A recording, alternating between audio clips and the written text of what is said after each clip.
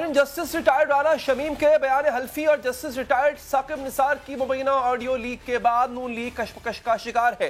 वो बयान हल्फी और ऑडियो लीक से फासला भी रखना चाहती है और फायदा भी उठाना चाहती है। नून लीग ऑडियो लीक की तहकीकात का भी मुतालबा कर रही है, इससे लाताल्लुकी भी इख्तियार कर रही है और मजीद वीडियो सामने लाने के लिए धमका भी रही है। गिलगित बल्तिस्तान अदालत के चीफ जज राना शमीम ने लंदन में जमा कराए गए बयान हल्फी में कहा है, उन्होंने उस वक्त के चीफ जस्टिस साकिब निसार को हिदायत देते सुना कि नवाज शरीफ और मरियम नवाज को इंतखाबात से पहले जमानत पर रिहाई न दी जाए। जस्टिस रिटायर्ड साकिब निसार ने मंसूब एक मुबैना ऑडियो सामने आई जिसमें मुबैना तौर पर साकिब निसार, नवाज शरीफ और मरियम नवाज को सजा के लिए दबाव का जिक्र किया गया था।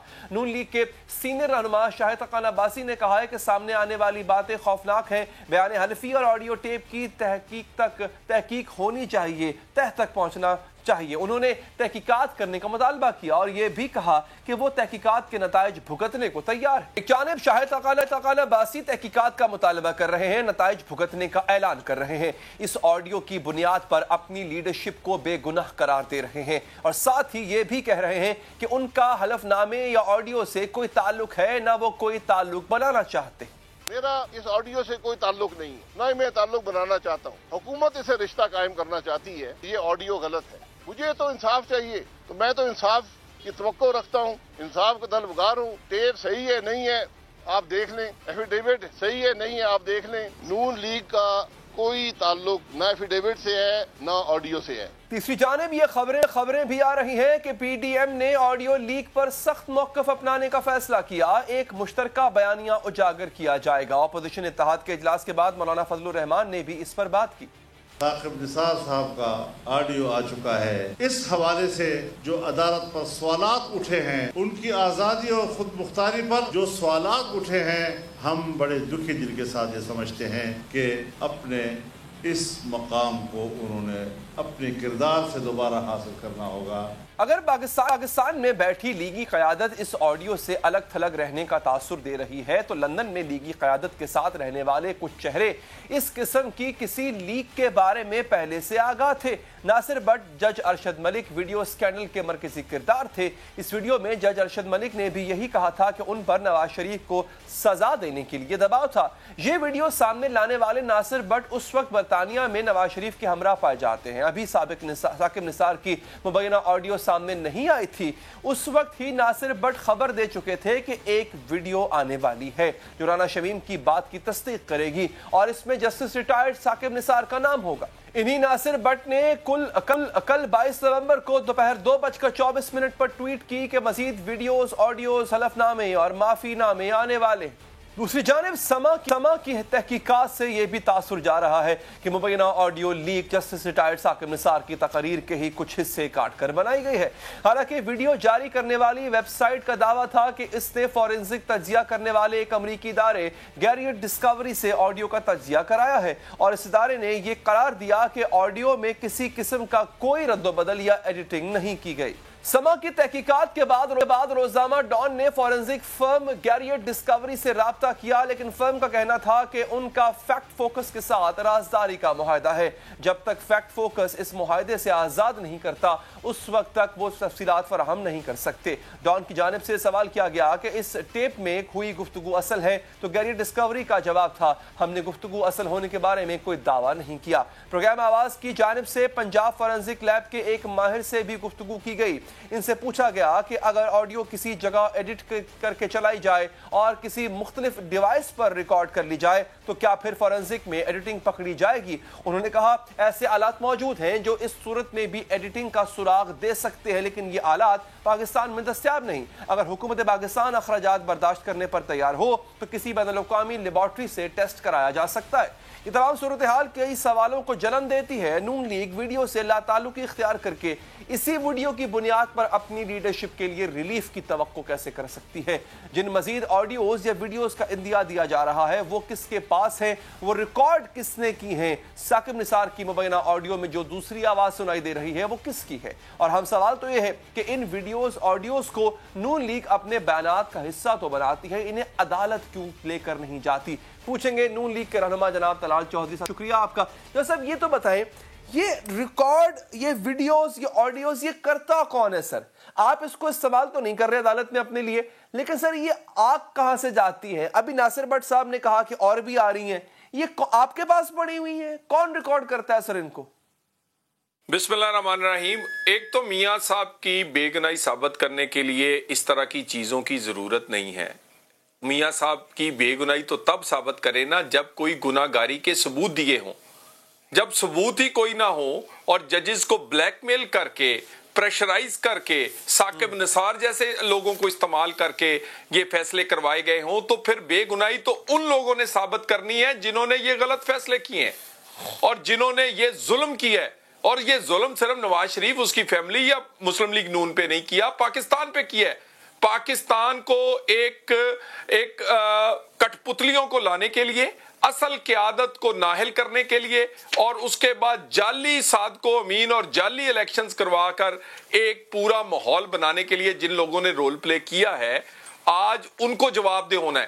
یہ تمام چیزیں جو ہیں اداروں کی ذمہ داری ہے کہ جن اداروں کی ساخت پر سوال اٹھ رہا ہے، عدالت اور اس کے بعد انصاف پر سوال اٹھ رہا ہے، انصاف کے ادارے جو ہیں ان کو چاہیے کہ اس کی تحقیق کریں، اس کا یہ پتہ کریں، اور یہ کوئی ڈھکی چھپی بات نہیں۔ سر یہ بتا دیں، عوام جاننا یہ چاہتی ہے، یہ آڈیو ویڈیو جس کا ایک دفعہ مریم بھی احاطہ عدالت میں ذکر کر چکی ہیں کہ بڑی آڈیوز، بڑی ویڈیوز موجود ہیں، یہ پڑی کس کے پاس ہوئی ہیں؟ یہ آڈیو ریکارڈ کس نے کی؟ یہ ویڈیو ریکارڈنگ کس نے کی؟ یہ کون ہے جو جاری کر دیتا ہے ہر تھوڑے عرصے کے بعد؟ یہ تو پتہ کریں یہ بندہ کون ہے۔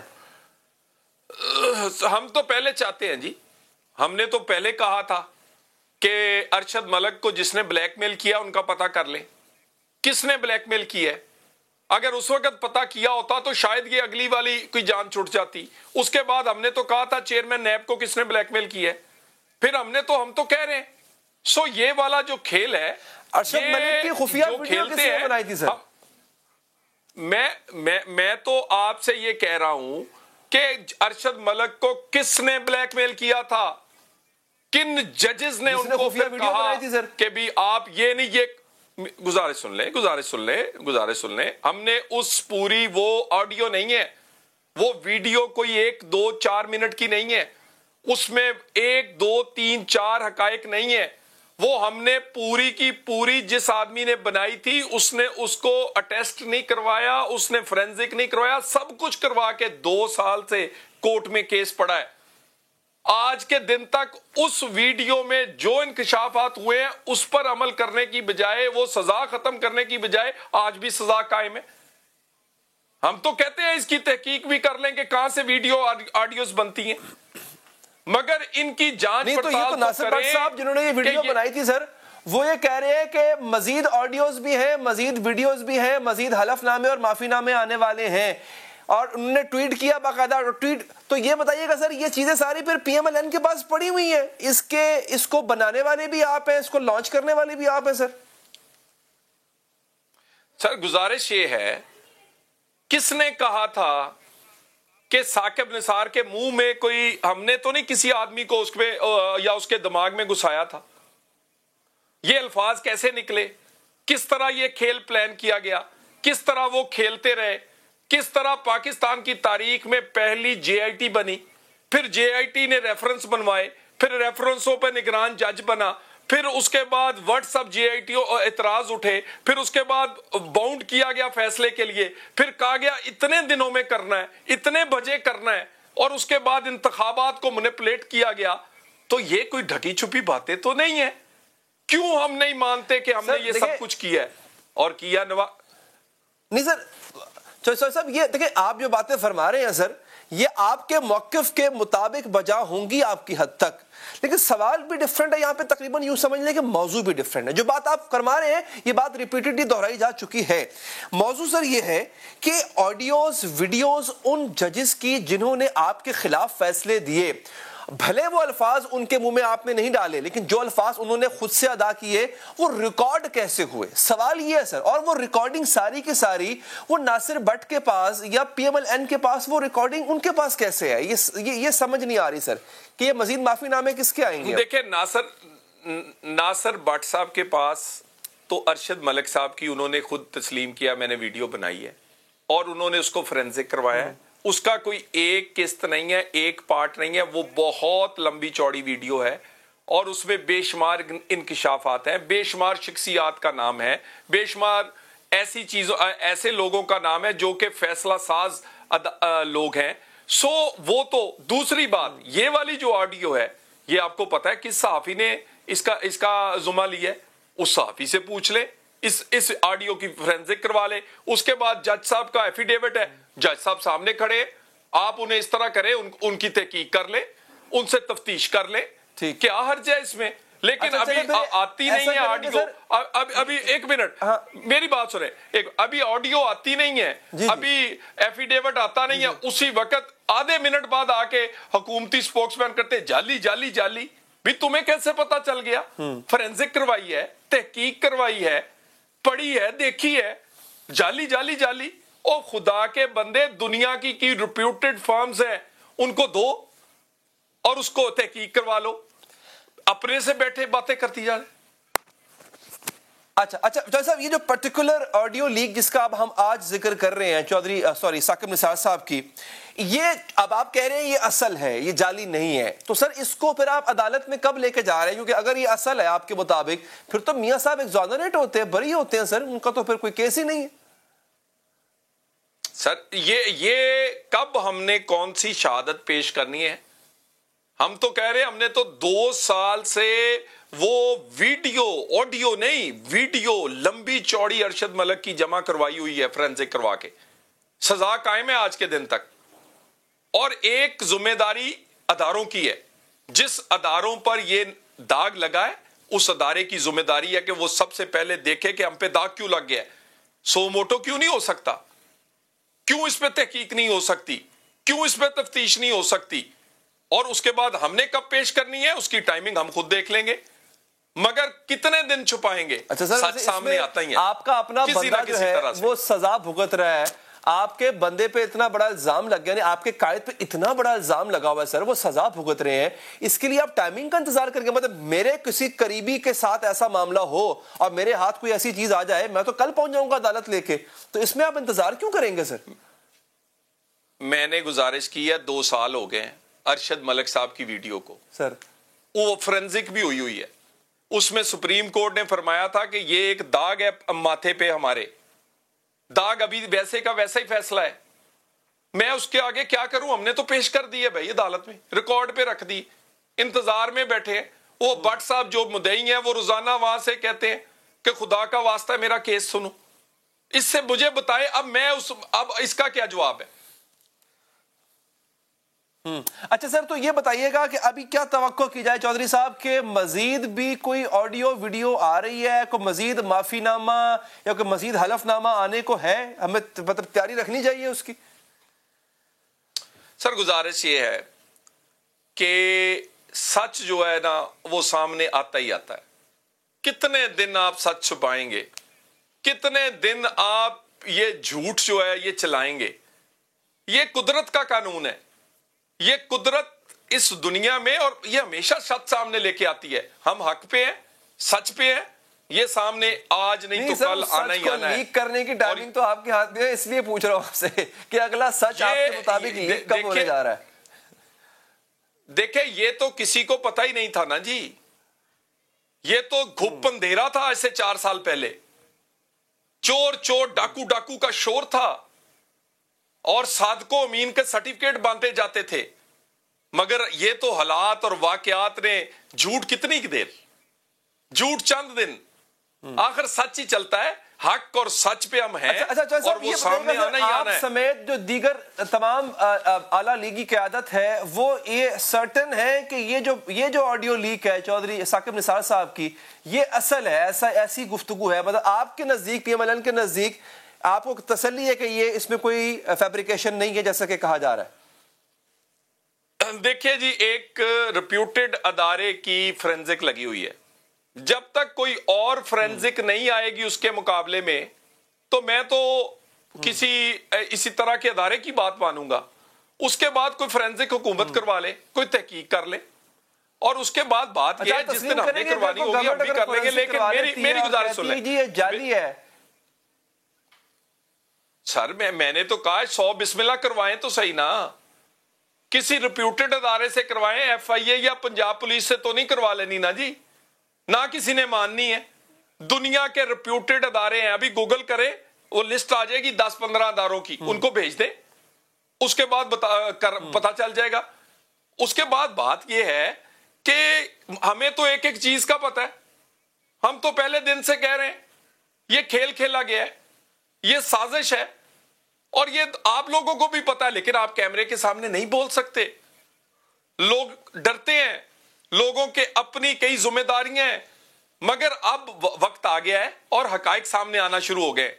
اور یہ میں آپ کو بتا دوں, یہ انشاءاللہ تعالی ہر آئے دن جو ہے وہ سچ اور نمایاں ہو کے سامنے نظر آئے گا. بہت بہت شکریہ آپ کے قیمتی وقت کا. ایک وقفہ لیں گے. قانون کے رکھوالوں نے کس طرح سے قانون کی دھجیاں اڑائیں, ایک اکیلی خاتون کو 25 وکلا مار رہے تھے, کیوں؟ یہ کراچی کا واقعہ ہے, بات کریں گے. ہمارے ساتھ موجود ہوں گے وکلا برادری سے ہی ایک رکن اس وقفے کے بعد.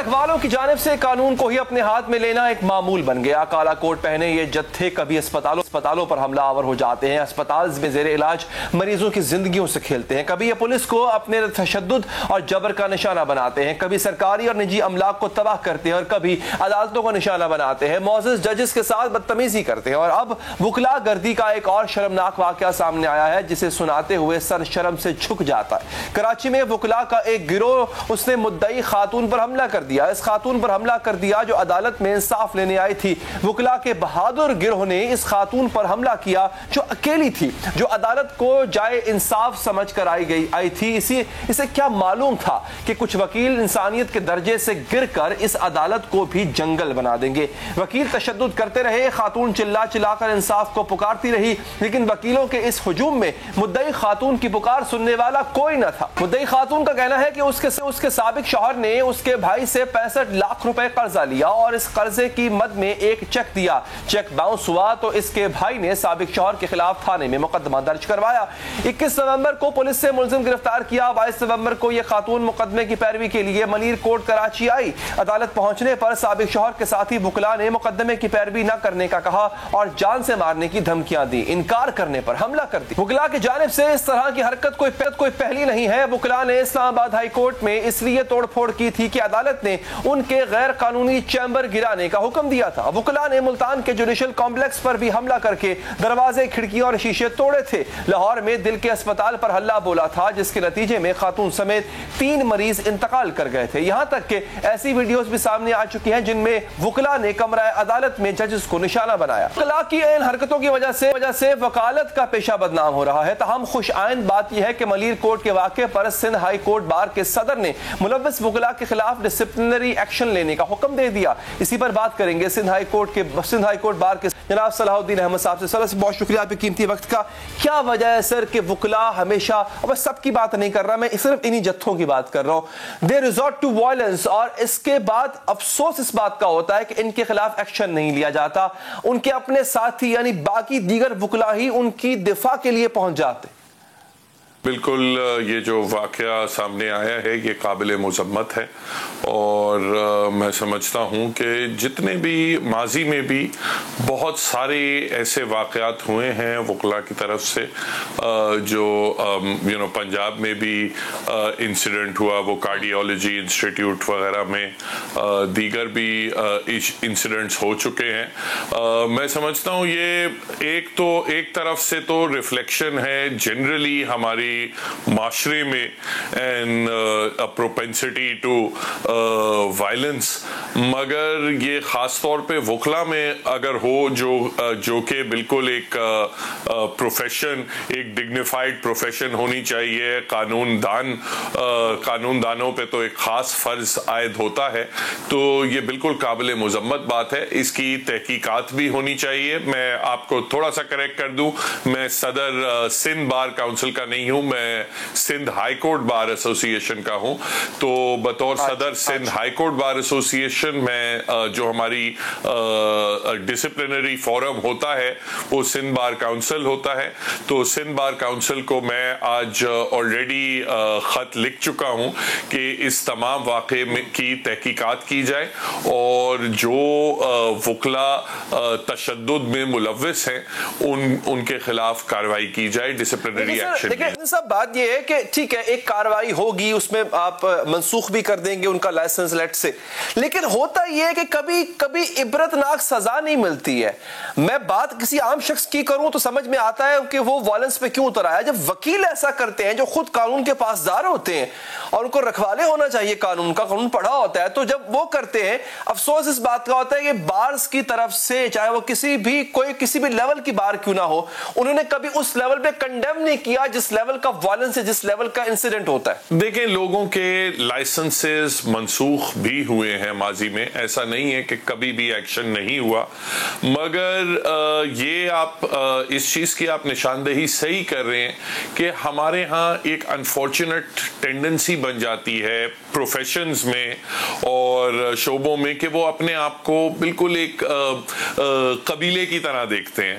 تو آپ دیکھیں کہ اگر کہیں کوئی ڈاکٹرز کی طرف انگلی اٹھتی ہے تو تمام ڈاکٹرز ایسوسیشن ساتھ ینگ ڈاکٹرز ایسوسیشن یا جو بھی بالکل ساتھ میں بانڈ کر جاتی ہیں کہ صحیح یا غلط ہم اپنے ساتھی کے ساتھ ہیں. اسی طرح اگر لیٹ سے کسی ججز کو کوئی تنقید کا نشانہ بنایا جائے تو ججز بھی فوراً ایک ساتھ بینڈ کر جاتے ہیں کہ نہیں سب کچھ صحیح ہے. سیاسی جماعتوں میں بھی ایسا معاملہ اور ہے. دیکھیں آپس میں اکٹھے ہو جانا, کسی ایک پہ مصیبت آ رہی ہے, فیئر یا انفیئر, اکٹھے ہو جانا از اے سیپریٹ تھنگ, لیکن تشدد پہ اتر آنا, اپنے دوسرے وکیل بھائی کے لیے کسی اور کو مارنے لگ جانا, کوئی براہ راست تعلق بھی نہیں ہے آپ کا اس چیز سے, تو یہ کیا ہے؟ Why do they resort to violence? سوال میرا یہ ہے سر.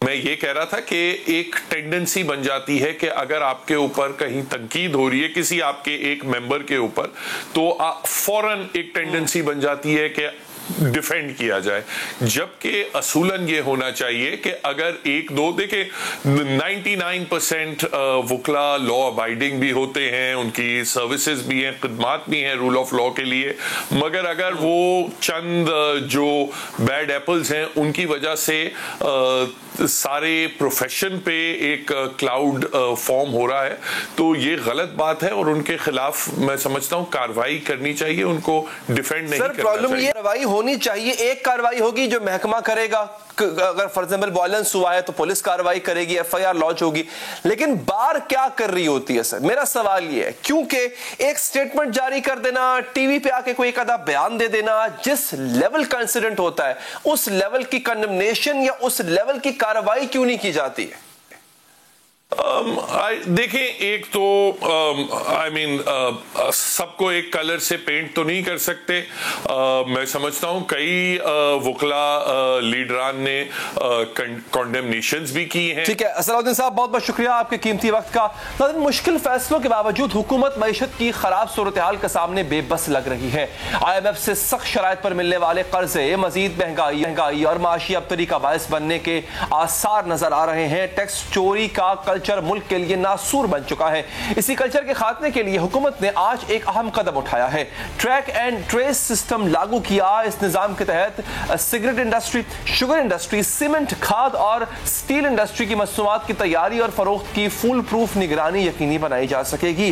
اس نظام کی افتتاحی تقریب سے خطاب کرتے ہوئے وزیر اعظم عمران خان نے کہا کہ ٹریک اینڈ ٹریس سسٹم مالیاتی امور میں شفافیت کے لیے سنگ میل ثابت ہوگا. ابھی آپ نے صرف ٹوبیکو پہ لگایا ہے اور آج سے انشاءاللہ شوگر انڈسٹری کے اوپر اور پھر آگے سیمنٹ پہ, فرٹیلائزر پہ اور پھر سریا پہ ہماری ٹیکس کلیکشن اس سے بہت ہم تیزی سے بڑھائیں, اور وہ تب ہم کریں گے جب ہم ٹیکنالوجی کی طرف جائیں گے, اور یہ بہت بڑا قدم ہے ٹیکنالوجی کی طرف. مالیاتی امور کی نگرانی کے لیے یہ نظام واقعی بہترین ثابت ہوگا, لیکن اصل مسئلہ معیشت کی حالیہ صورتحال کا ہے جو مسلسل خراب ہوتی جا رہی ہے, جس کی وجہ سے آج وزیر اعظم یہ کہنے پر مجبور ہیں کہ ملک کا استحکام داؤ پر لگ چکا ہے کیونکہ ملک میں ٹیکس چوری کا کلچر ہے. آج وزیر اعظم نے کہا کہ 10 سال میں 6,000 ارب کا قرضہ 30,000 ارب تک پہنچانے والوں کو سزا ملنی چاہیے.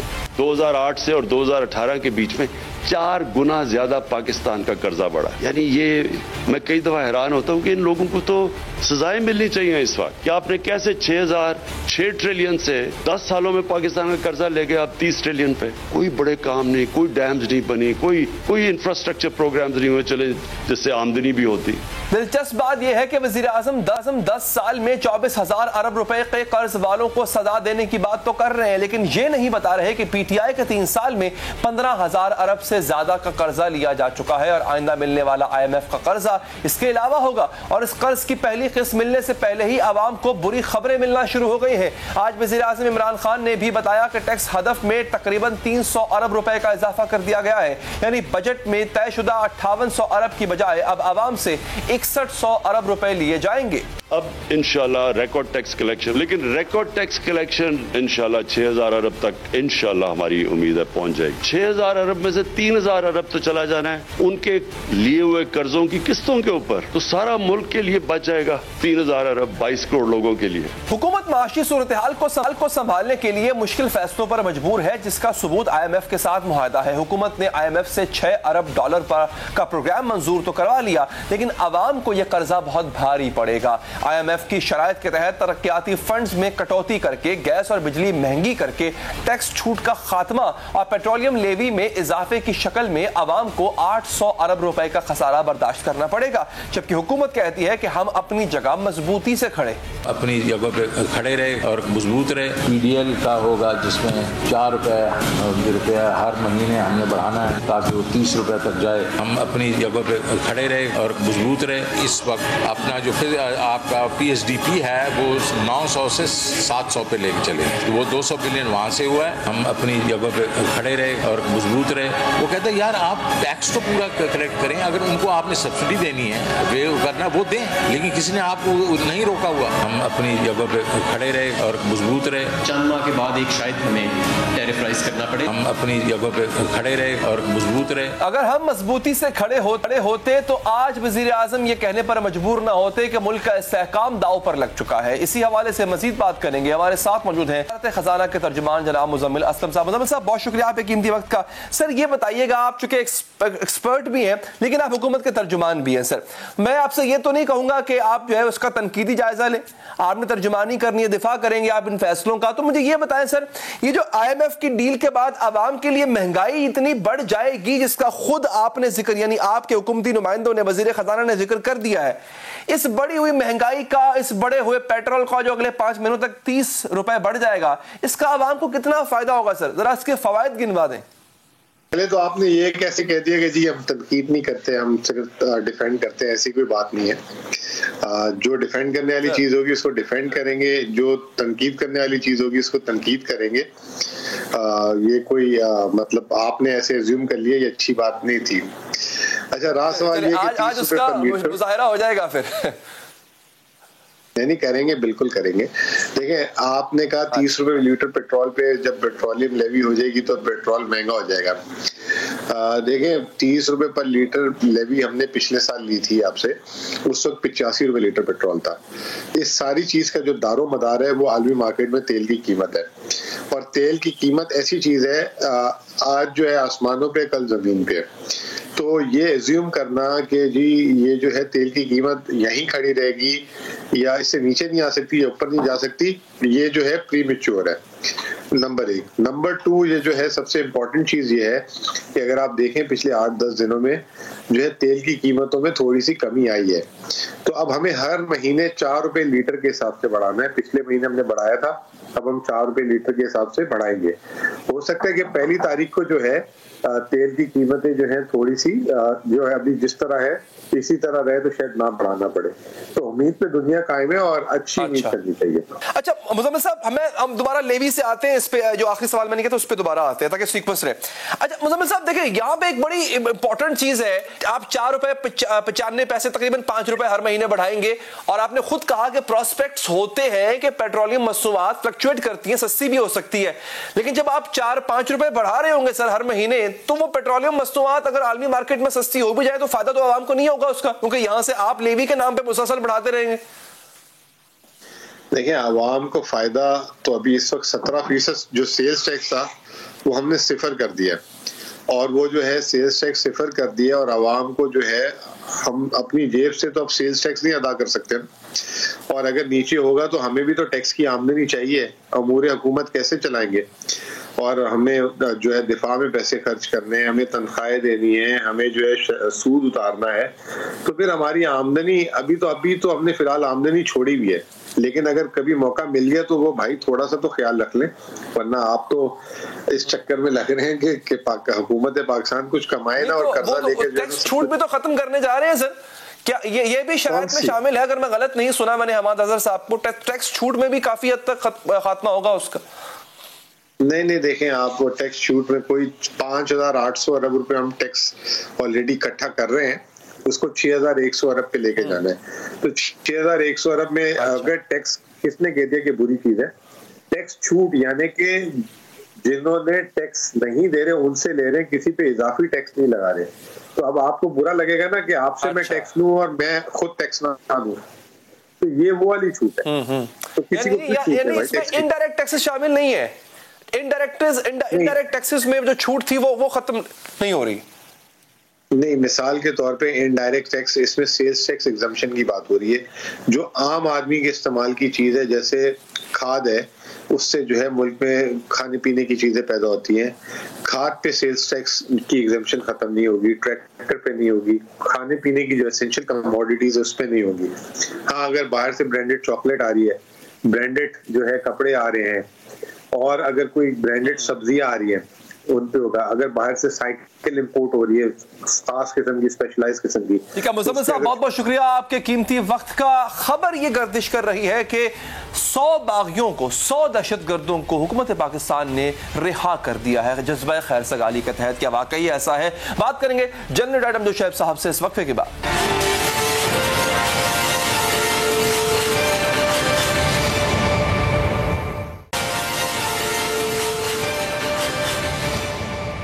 ایک جانب حکومت ہے جو باغیوں اور دہشت گردوں کو منانے کے لیے ان کا ہر ظلم بھلانے پر تل چکی ہے، ہزاروں شہریوں کی قربانیاں فراموش کرنے کے لیے تیار نظر آتی ہے، اور ایک جانب ٹی ٹی پی کے جنگجو ہیں جو راضی ہونے کے لیے نہیں ہیں، جس کی تازہ مثال ٹی ٹی پی کے 100 قیدیوں کی رہائی ہے جنہیں حکومت نے صرف اس لیے رہا کیا تاکہ ٹی ٹی پی خوش ہو جائے۔ ایکسپریس نیوز کی خبر کے دعویٰ کیا گیا ہے کہ حکومت نے ٹی ٹی پی کے 100 سے زائد قیدیوں کو ان کی قید پوری ہونے سے پہلے ہی رہا کر دیا، اور یہ رہائی ٹی ٹی پی کے مطالبے پر نہیں بلکہ جذبہ خیر سگالی کے طور پر کی گئی ہے تاکہ مذاکرات آگے بڑھیں۔ لیکن ٹی ٹی پی نہ صرف اس بات کی تردید کر رہی ہے بلکہ یہ بھی کہا جا رہا ہے کہ مذاکرات تو ابھی شروع ہی نہیں ہوئے۔ بی بی سی سے بات کرتے ہوئے ٹی ٹی پی کے ترجمان محمد خراسانی کا کہنا ہے کہ ابھی تو مذاکرات کا باقاعدہ آغاز بھی نہیں ہوا، حالانکہ یہ بات طے ہے کہ ٹی ٹی پی حکومت اور ٹی ٹی پی کے درمیان گزشتہ کئی ہفتوں سے بات چیت جاری ہے۔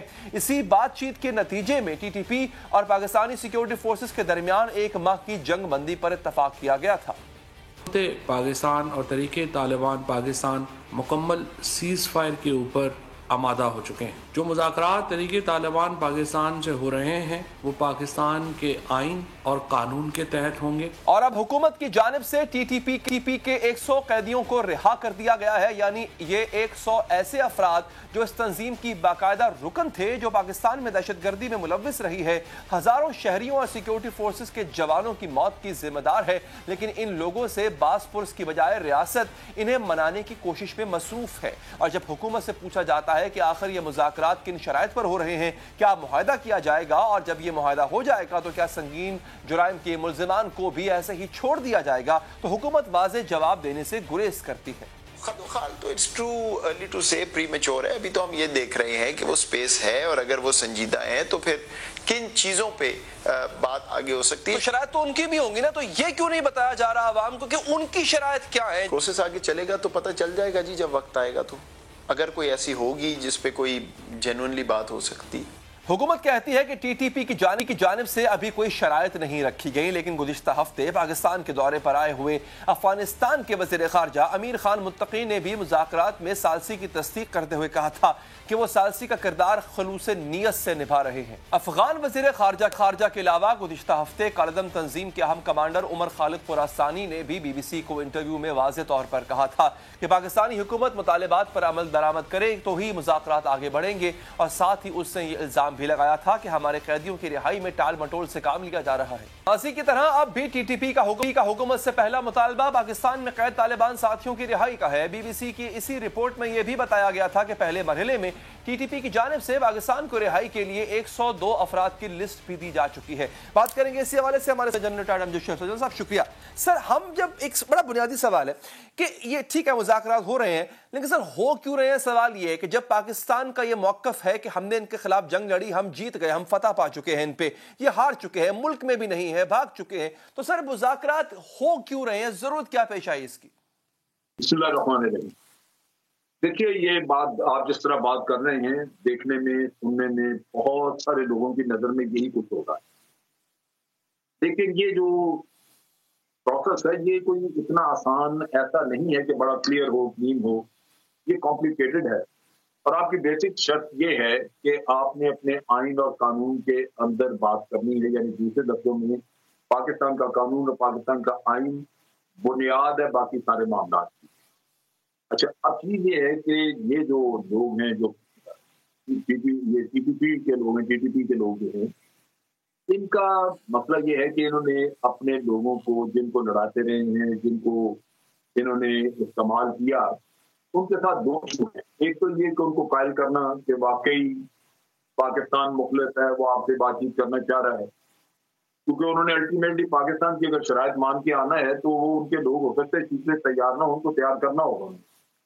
اور دوسری طرف یہ کہ ان لوگوں کو یہ تنخواہ دیتے ہیں جو ان کے ورکر ہیں، باہر سے ان کو را سے مختلف جگہوں سے پیسہ ملتا تھا، یہ آگے دیتے تھے، پیسہ بند ہو جائے گا۔